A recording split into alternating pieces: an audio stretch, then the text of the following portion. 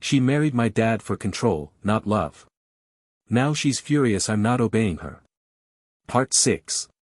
You'd think getting kicked out would have been enough to make Carla disappear quietly. But no. Carla wasn't done. She wasn't embarrassed. She was enraged. And desperate. A few days after she stormed out of the house, I started getting blocked calls. Then emails from burner accounts. They were all from her, different names, same writing style. One accused me of elder abuse. One said she was going to go to the media. Another one hinted that if I didn't back off, she'd leak things about me to my employer. I don't even have an employer, I freelance from home. Then she went after Dad.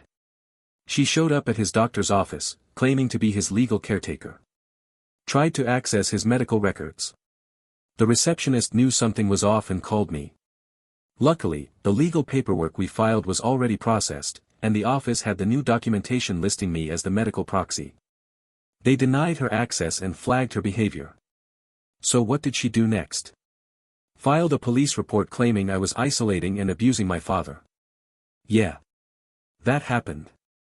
2 officers showed up at Dad's house, asked to speak with him privately. I stepped aside. 5 minutes later, they came back out, one of them kind of shaking his head like he couldn't believe they'd been called out for this. Dad calmly explained the situation, showed them the power of attorney and documentation. They left, no incident, but it rattled him. He told me, that woman would have let me die in a hospital waiting room. And now she wants to call herself my victim. That night, he made the final call, he wanted a restraining order. We filed it the next morning. The judge granted a temporary one immediately and scheduled a hearing. Carla was officially banned from contacting him or stepping foot near his house. And still, she tried one more thing.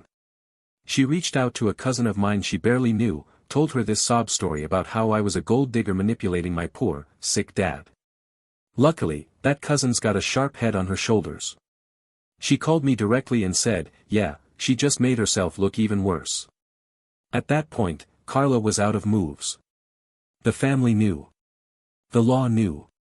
Dad had finally stood his ground, and I had his back the whole way. But the damage she caused? The stress, the lies, the manipulation. That was going to take time to clean up.